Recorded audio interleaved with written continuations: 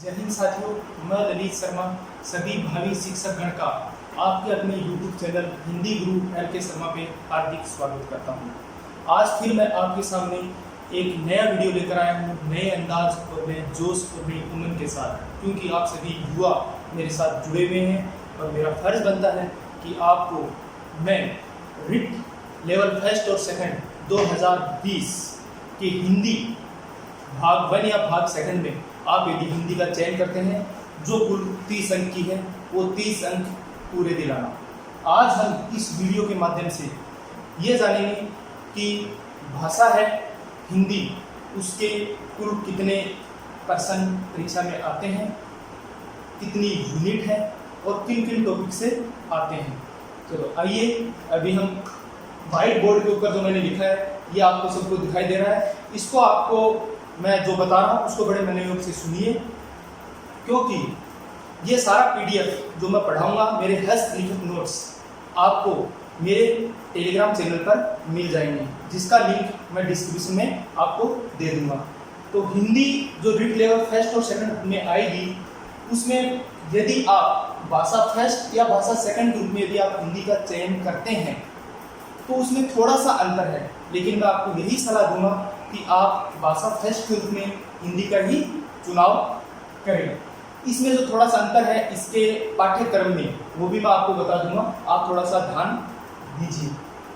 भाषा में पर्सन आएंगे 30, जो कुल 30 अंक है और हमारा टारगेट भी 30 में से 30 लाना है। इसमें इकाई होंगी 6, प्रत्येक इकाई 5 नंबर की है, यानी कुल 30 अंक। इसमें से 1, 2, 3 जो शुरू की 3 इकाई है वो हिंदी व्याकरण से संबंधित है। 4, 5, 6 शेष जो 3 इकाई है वो भाषा की शिक्षण विधियां, उपागम और उनसे संबंधित है। आज हम इकाई फर्स्ट का अध्ययन करेंगे, उसका पूरा पोस्टमार्टम करेंगे ताकि आपके पूर्ण रूप से वो समझ में आए। मैं आपको वो समझ विकसित कर दूंगा कि आपको हिंदी का पेपर है वो कैसे सोल्यूशन करना है, उसका किस तरीके से। पहली इकाई जो कुल 5 अंक की है, उसमें ये निम्नलिखित बिंदु है जो आपको दिखाई दे रहे हैं। ये निम्नलिखित बिंदु है, किसमें आते हैं ये? शब्द ज्ञान। इस इकाई 1 में एक अपठित गद्यांश आता है। अपठित यानी न पढ़ा हुआ, गद्यांश यानी किसी गद्य का एक अंश होगा, वो एक अपठित गद्यांश आएगा। उसमें से हमें कुल 5% उस गद्यांश के नीचे होंगे। ये बहुत ही इजी लगता है, लेकिन आप सोचो इतने बिंदु उसमें हैं तो वो किस तरीके से उसका पर्सन बनाएगा। वो पर्सन बड़े कॉम्प्लिकेटेड बनाता है और वो सारे के सारे पर्सन उस गद्यांश के अंदर ही होता है, बस उसको हमें ध्यान से पढ़ना होता है। उसमें क्या क्या आएगा?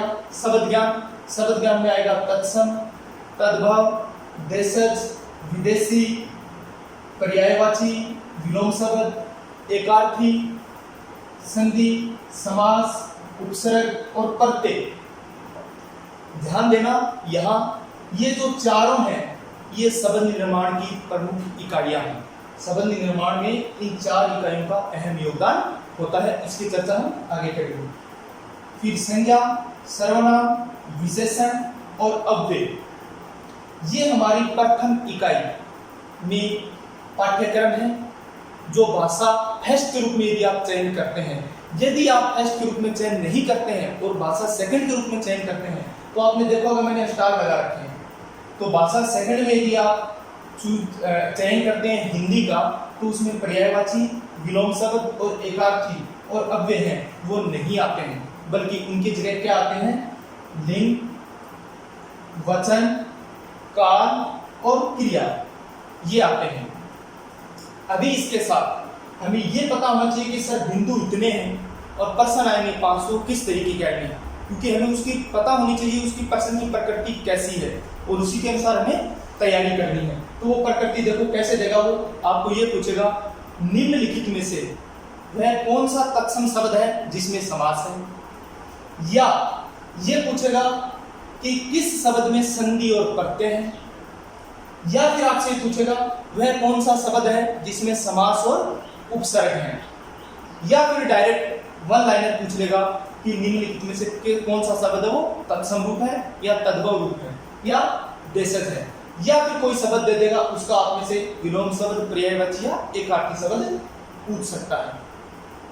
अब यदि आप कोई हिंदी की पाठ्य पुस्तक खरीदना चाहते हैं व्याकरण से संबंधित, तो मैं आपको एक ही सलाह दूंगा, आप किसी भी राइटर की न खरीद के जो हमारी राजस्थान माध्यमिक शिक्षा बोर्ड की जो पाठ्य पुस्तक है कक्षा 9 से 12 नवीन हिंदी व्याकरण, इसका विस्तृत अध्ययन करें। बस ये किसी भी कंपटीशन के लिए, मैं आपको इतना और बता दूं, स्कूल व्याख्याता तक की ये बहुत उपयोगी है। नवीन हिंदी व्याकरण, इसका जो ओल्ड वर्जन है उसको खरीदना। नए वाले वर्जन में क्या है कि उसमें थोड़ी बहुत त्रुटियां हैं, वो त्रुटियां मिसप्रिंट हुई है, इसलिए कोशिश करना कि अगर पुरानी मिल जाती है तो वो लेना। मैं उसके फोटो भी आपको अपलोड कर दूंगा।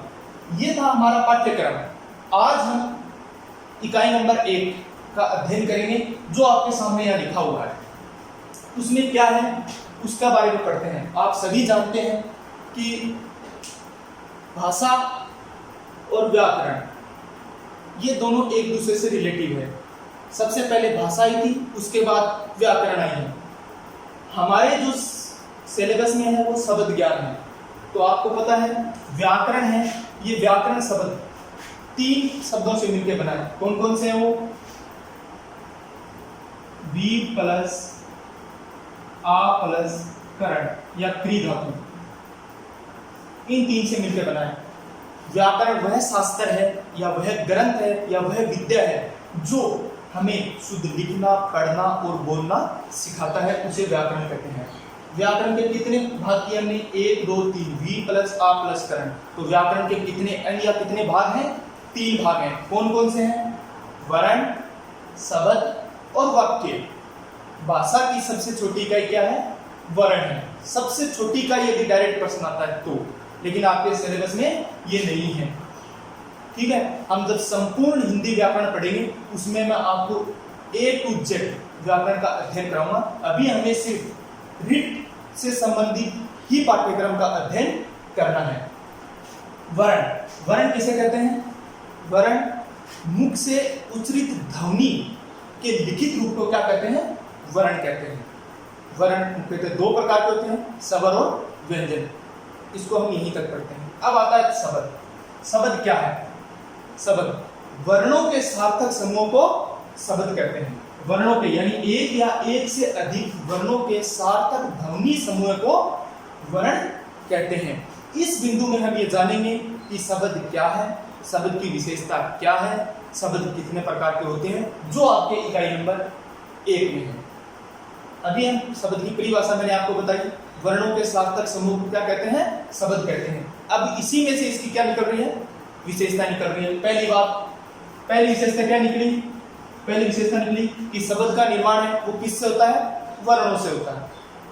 नंबर 2, शब्द है उसका एक निश्चित अर्थ होता है, निश्चित अर्थ होता है।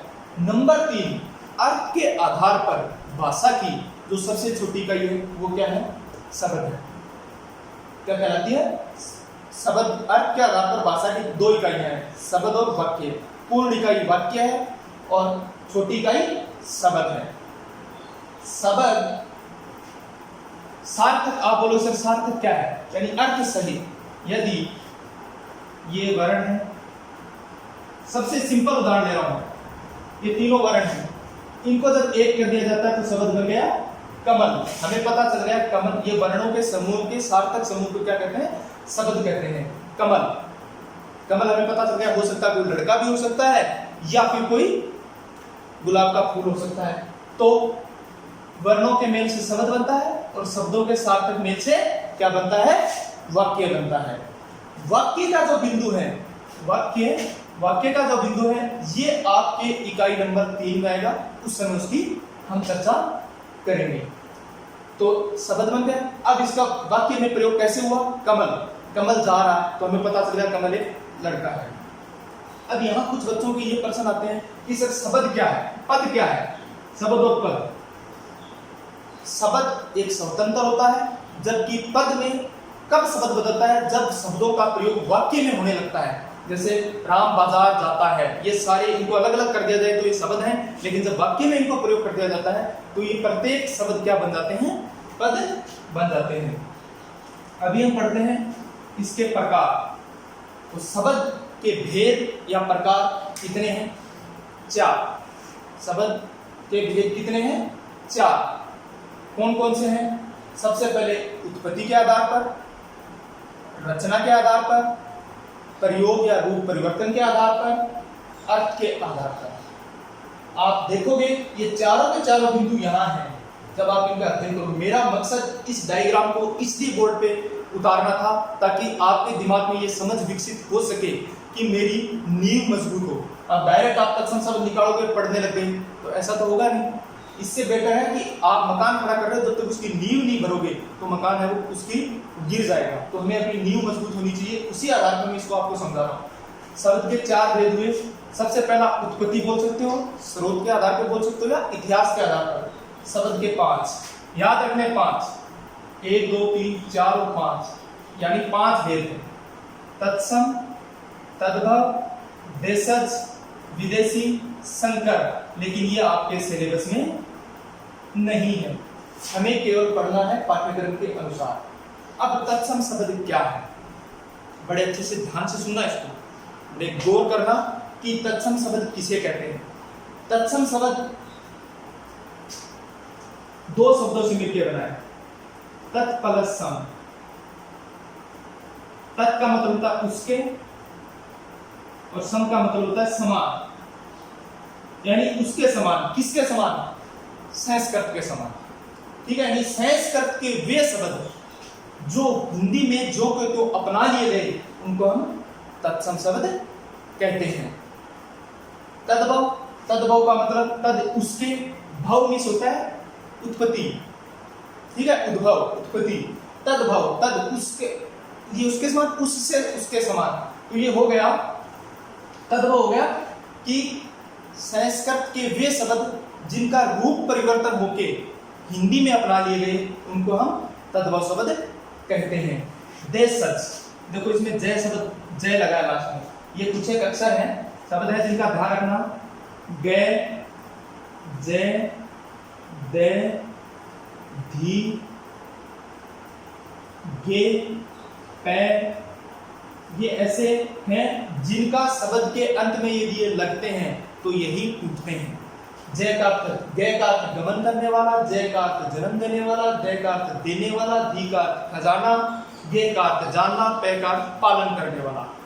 तो जय का अर्थ जन्म लेने वाला। देशज यानी देश में ही जन्मे हुए शब्द, यानी आंचलिक भाषा के वे शब्द जिनका क्षेत्रीय प्रभाव के कारण हिंदी में प्रयुक्त होने लगे उनको हम देशज शब्द कहते हैं। जैसे हमारे घर गांव में बोलते हैं चूड़ी हो गया, पगड़ी हो गया, ये शब्द। विदेशी शब्द, इसको विदेशी भी बोलते हैं, विदेशज भी बोलते हैं, या आगत। ठीक है, आगत विदेशी शब्द है जो हमारी भारतीय संस्कृति, राजनीतिक कारण, धार्मिक कारण या सांस्कृतिक मेल मिलाप के कारण विदेशी शब्दों को हमारी हिंदी भाषा में अपना लिया गया। इसके अलावा विदेशी आक्रांताओं ने, मुस्लिम लोगों ने और यूरोपीय कंपनियों ने भारत में आगमन किया तो उनके कल्चर को और उनकी भाषा शैली को भी हमने अपनाया। यहाँ से आपका मैं एसएसटी वालों के लिए एक प्रश्न तैयार हो गया। मैं आपसे प्रश्न पूछता हूँ कि यूरोपीय कंपनियों का भारत में आगमन का कारण बताइए। कारण बताइए। मैं विदेशी शब्द तो बता रहा हूँ आपको, एक यहाँ आपको 1 नंबर का क्वेश्चन और याद करा दिया है। कई बार परीक्षा में प्रश्न आता है कि यूरोपीय कंपनियों का आगमन का कारण बताइए। सही, तो वो कारण क्या होगा? मुझे कमेंट बॉक्स में लिख के जरूर बताना। वैसे मैं आपको बता देता हूँ, उसका सूत्र है पुत्र अड़ा डेढ़ फसा। सबसे पहले भारत में जो यूनानी कंपनियां आई थी उनमें थे पुर्तगाली, फिर थे अंग्रेज, फिर थे डच, फिर डेनिश, फिर फ्रांसीसी और फिर स्वीडिश। ये इनका क्रम है भारत में आने का। यदि आपको ये वीडियो आपके लिए ज्ञानवर्धक है तो इस वीडियो को लाइक कीजिए, सब्सक्राइब कीजिए और शेयर कीजिए और अपने साथियों को बता दीजिए आज से रिट की क्लासें हैं वो शुरू हो गई है, वो भी विशेष हिंदी को लेकर। हिंदी में आप वो चीज़ें सीखेंगे जो आपको आपकी नींव को मजबूत कर देगी। आने वाली सारी परीक्षाएं आप हिंदी को लेके कभी अटक नहीं सकते।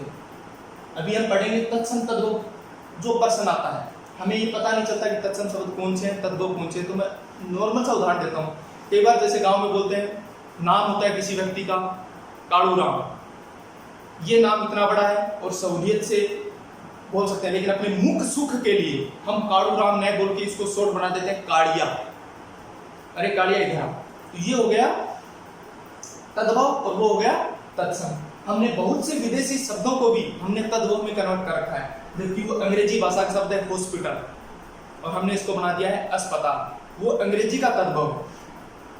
इसी तरीके से तो तत्सम और तद्भव की मैं आपको बहुत इसके जो इम्पोर्टेंट तत्सम तद्भव जैसा जो विदेशी शब्द है, ये आपको मैं टेलीग्राम चैनल पे इसके कुछ इंपॉर्टेंट शब्द होंगे वो मैं लिख के अपने नोट्स डाल दूंगा, लेकिन मैं इसकी पहचान करना बताता हूँ जो आपके लिए बहुत उपयोगी होगी। सबसे पहली बात, तत्सम शब्द जिस शब्द के ऊपर अनुस्वार लगा हो, ध्यान रखना, जिस शब्द के ऊपर अनुस्वार लगा हो, संयुक्त अक्षर,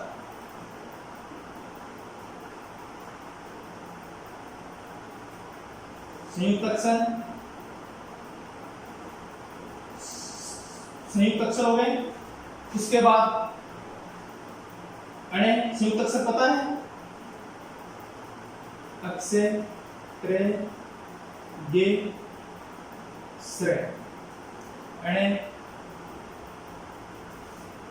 और शब्द में री, ये यदि आपको कहीं भी नजर आते हैं वह पूर्ण रूप से तत्सम शब्द ही होगा, वो तत्सम शब्द ही होगा। ठीक है। संयुक्त अक्षर में जैसे हम क्षेत्र बोलते हैं और अपनी भाषा में हमने बोल दिया खेत, ठीक है, ऋषि, जो भी उदाहरण है इसके, इनमें जो भी होगा अणे किसी शब्द के अंत, जैसे कृष्ण, वो सारे के सारे कौन से होते हैं तत्सम। और तद्भव की क्या पहचान है, यदि आपको क्या लगा मिल जाए, चंद्र बिंदु लगा मिल जाए, या शब्द के अंत में ई की मात्रा मिल जाए, ठीक है, और यदि आपको डेढ़ है मिल जाए, जो हिंदी में आए हुए शब्द है, ये अक्सर है जिनको हिंदी ने अपनाया है जबकि मूल भाषा में ये नहीं थे, ये यदि आपको मिलते हैं तो वो आप बिना सोचे समझे वो तद्भव ही करना है, इसके अलावा आपको दूसरा नहीं करना है। ये हुआ हमारा तत्सम शब्द। अब पढ़ते हैं रचना के आधार पर, इनको कंफ्यूजन नहीं रखना है। रचना के आधार पर शब्द तीन प्रकार के होते हैं। रूढ़ शब्द, वेस्ट, या आपके सिलेबस में आप बोलोगे सर ये तो हमारे सिलेबस में ही क्यों नहीं है, आप इधर आइए। रूढ़, यौगिक और योग रूढ़। यौगिक शब्द ये है संधि, समास, उपसर्ग और प्रत्यय, वो सारे के सारे यौगिक शब्द है। योग प्लस इक, यानी दो रूढ़ शब्दों के मेल से जो शब्द बनता है वो यौगिक कहलाता है। रूढ़ शब्द इनके कोई अखंड नहीं, इनके कोई टुकड़े और नहीं कर सकते, यानी अपने रूप प्रचलन के कारण प्रसिद्ध हैं। सारे व्यक्तिवाचक संज्ञाएं रूढ़ शब्दों में आती है। यौगिक शब्द योग प्लस इक प्रत्यय, कुछ ऐसे प्रत्यय हैं जो किसी शब्द के अंत में लगते हैं तो उनकी प्रारंभिक मात्राएं चेंज हो जाती हैं, ये हम पढ़ेंगे जब प्रत्यय का टॉपिक पढ़ेंगे। योग रूढ़ में यानी सारे बहुव्रीहि समास के उदाहरण वो योग रूढ़ में आते हैं, यानी ऐसे दो शब्दों के योग से मिले हुए शब्द किसी रूढ़ के लिए प्रचलित हो, उन्हें योग रूढ़ शब्द कहते हैं। जैसे दशानन, दस और आनंद, ये किसके लिए, इनका रूढ़ अर्थ क्या है, रावण है, रावण के लिए दशानन प्रयुक्त होता है, तो योग रूढ़ शब्द वो है। अब आते हैं प्रयोग और रूप परिवर्तन के आधार पर। देखो रूप में कितने अक्षर है, दो, तो रूप परिवर्तन के आधार पर शब्द कितने प्रकार के हुए, दो प्रकार के हुए। कौन कौन से, विकारी और अविकारी। ये पूरा का पूरा सिलेबस आप इधर देख सकते हैं। संज्ञा, सर्वनाम, विशेषण और अव्यय दे रखे हैं। अगर आपको शब्द का टॉपिक समझ में आ गया, शब्द ज्ञान यदि आपने प्राप्त कर लिया, तो मैं आपको बताता हूँ 90% आपको हिंदी की व्याकरण समझ में आ गई। तो आज का जो हमारा ये इकाई फेस्ट का अध्ययन है वो इसी तरीके से है। मैं जहाँ तक समझता हूँ आपको अब तक जो पढ़ाया है वो समझ में आ गया। यदि नहीं आया तो कौन सी बात आपकी समझ में है उसको मुझे कमेंट बॉक्स में पूछ सकते हैं। विकारी शब्द और अविकारी शब्द, रूप या प्रयोग के आधार पर कितने प्रकार के शब्द हुए, दो प्रकार के, विकारी और अविकारी। देखो विकारी यानी जिनमें विकार उत्पन्न होता है। शब्दों में विकार चार तरीके से उत्पन्न होता है। कौन कौन सा, लिंग, वचन, काल और कारक। इन चार के आधार पर ही शब्दों में क्या होता है, रूप परिवर्तन होता है। तो विकारी शब्द किन्हें कहते हैं, वे शब्द जिनका रूप लिंग, वचन, काल और कारक के अनुसार परिवर्तित होता है, उन्हें विकारी शब्द कहते हैं। विकारी शब्द है वो चार प्रकार के होते हैं, संज्ञा, सर्वनाम, विशेषण और क्रिया। लेकिन भाषा फर्स्ट में यदि आप चयन करते हो तो ये तीन ही हैं, यदि आप सेकंड में चयन करोगे तो ये चार आते हैं। संज्ञा, सर्वनाम, विशेषण, क्रिया, इसका भी हम विस्तार से अध्ययन करेंगे। संज्ञा, प्रत्येक नाम का नाम जो है वो संज्ञा है। सर्वनाम, संज्ञा के स्थान पे, नाम के स्थान पे जो प्रयोग करते हैं वो सर्वनाम है। विशेषण, संज्ञा और सर्वनाम की क्या बताता है, विशेषण, विशेषता बताता है। क्रिया, किसी कार्य के होने का बोध कराता है, इसका हम अध्ययन करेंगे। इसके बाद अविकारी, देखो अ जुड़ गया, विकारी का मतलब विकार उत्पन्न होना, अ का मतलब नहीं होना, तो वही परिभाषा है। यानी वे शब्द जिनका रूप लिंग, वचन, काल, कारक के अनुसार नहीं बदलता है वो अविकारी शब्द या अव्यय कहलाते हैं। वो कौन कौन से हैं, क्रिया विशेषण, संबंध बोधक, समुच्चय बोधक और विस्मयादि बोधक। ये चार पूर्ण रूप से हैं। इनका समझना आपकी प्रत्येक बिंदु क्लियर हो जाएंगे, सारे कंसेप्ट क्लियर होंगे। अब आता है हमारा अंतिम शब्द का अंतिम टॉपिक, जो है अर्थ के आधार पर। अर्थ के आधार पर शब्द है वो दो प्रकार से है, एक है सार्थक, एक है निरर्थक। सार्थक से प्लस अर्थ प्लस कै, यानी अर्थ के साथ, यानी वे शब्द जो अपना निश्चित अर्थ रखते हैं वो सार्थक शब्द कहलाते हैं। वो सारे सार्थक शब्द हैं। सार्थक शब्द बहुत प्रकार के होते हैं, जैसे एकार्थी शब्द, विलोम शब्द, अनेकार्थी शब्द, पर्यायवाची, शब्द युगम, वन वर्ड, समान उच्चारण करने वाले शब्द, सारे के सारे सार्थक शब्द है। ध्वन्यार्थक शब्द, वो सारे के सारे सार्थक शब्द की श्रेणी में आते हैं। और हमारे सिलेबस में सार्थक शब्द केवल तीन है, पर्यायवाची, विलोम शब्द और एकार्थी। इनका याद करने का बहुत ही अच्छा फॉर्मूला मिलेगा। आप ऐसे नहीं है कि इनको कैसे याद करेंगे, वो भी मैं आपको अभी बता रहा हूँ। पर्यायवाची शब्दों को आप अपना एक नियम बना लो, इस व्याकरण की पुस्तक को खरीदें, दिल्ली के 5, सिर्फ इसी व्याकरण के बता रहा हूँ, दिल्ली के 5 पर्यायवाची याद कीजिए। विलोम शब्द, जो उनके विलोम शब्द है वही याद करें। जैसे जीवन का मरण होता है, जन्म का मृत्यु होता है, तो ऐसे ही याद करें, इसके अलावा नहीं। एकार्थी, सारे व्यक्तिवाचक संज्ञा एकार्थी है, जो अपना एक निश्चित अर्थ रखती है। दिन का मतलब दिन, ये नहीं आपने यहाँ द्विज लिख दिया तो द्विज एकार्थी शब्द नहीं है, क्योंकि इसके अनेक अर्थ निकलते हैं। जैसे ब्राह्मण भी हो गया, नाखून भी हो गया, पहाड़ भी हो गया, तो ये अनेकार्थी में आता है, न कि एकार्थी में। तो ये एकार्थी शब्द है। निरर्थक शब्द, जिनका कोई अर्थ नहीं है। निर प्लस अर्थ प्लस कै, इसमें निर उपसर्ग है, हलंत वाला। निरर्थक यानी जिनका कोई निश्चित अर्थ नहीं है, इनका स्वतंत्र प्रयोग नहीं होता। निरर्थक शब्दों का स्वतंत्र प्रयोग नहीं होता है। निरर्थक का प्रयोग हमेशा सार्थक शब्दों के बाद होता है। जैसे चाय वाय, वाय शब्द का कोई अर्थ नहीं है, तो वाय क्या है, यह निरर्थक शब्द है, चाय वाय हो गया। तो इस तरीके के शब्दों का हमें स्पेशली ध्यान रखना है। इसके शब्द के संबंध में जो मैंने आपको ये छोटा सा ओवरव्यू दिया है, इससे आप अपने दिमाग को खोलिए और इस चीज को समझिए कि मुझे अपने उस अपठित गद्यांश में क्या पढ़ना है और क्या नहीं पढ़ना है। तत्सम तद्भव देशज विदेशी जो इंपॉर्टेंट जो परीक्षा की दृष्टि से आते हैं वो मैं आपको लिखित में दूंगा। इस टॉपिक से रिलेटेड जब ये टॉपिक पूरा हो जाता है, मैं आपको इससे संबंधित जो आपकी टोटल बिट और R-TET में जो क्वेश्चन आ रखे हैं वो मैं आपको कराऊंगा। इसमें यदि आपको कोई बात पूछनी है तो आप मुझे कभी भी किसी भी टाइम मुझे आप पूछ सकते हैं। शब्द निर्माण की मैंने इकाई कितनी बताई थी, 4। कौन कौन सी है, संधि, समास, प्रत्यय, उपसर्ग, जिनसे हम नए शब्दों का निर्माण करते हैं। और शब्द परिवर्तन की इकाई भी कितनी बताई थी मैंने, 4। लिंग, वचन, काल और कारक, ये क्या है, शब्द परिवर्तन की इकाइयां हैं। आज की ये सार गर्भित क्लास सिर्फ मैंने आपके सामने इसलिए रखी है ताकि आप अपने दिमाग को खोल सको। खोल सकने का मतलब ये नहीं कि सर से पत्थर दे के सर को खोल दो। खोलने का मतलब आप अपने दिमाग के जो कपाट है वो खोलें और ये समझें कि मुझे पढ़ना कैसे है। मैंने आपके सामने आपका बेस रख दिया है। ये बेस, एक बेस प्लेट ऐसा बेस दे दिया है। अब इसके ऊपर आप अपना भवन खड़ा करें और ये एपीटी गद्यांश के जो 5% है वो हमें बहुत अच्छे से तैयार करने हैं। इसमें से हम अगले नेक्स्ट वीडियो में जो इंपॉर्टेंट शब्द हैं वो मैं आपको टेलीग्राम चैनल पे दे दूंगा। इसके अलावा हम कल से जो इनमें से कोई एक टॉपिक आने वाले वीडियो में हम उस पर चर्चा करेंगे। यदि आपको लगता है कि ये वीडियो आपके लिए ज्ञानवर्धक साबित हुआ है तो ये आपकी जिम्मेदारी बनती है कि आप स्वयं भी मोटिवेट रहें, दूसरे को भी मोटिवेट करें और मुझे भी मोटिवेट करें। वैसे मैं मोटिवेट हूँ आप लोगों को पढ़ाने से कि मैं अपना एक अच्छा कर्म कर रहा हूँ, तो आपका भी एक फर्ज बनता है कि इस चैनल को जितना हो सके शेयर करें, सब्सक्राइब करें और लाइक करें। आज आप मुझे अनुमति दीजिए, आज के लिए बस इतना ही।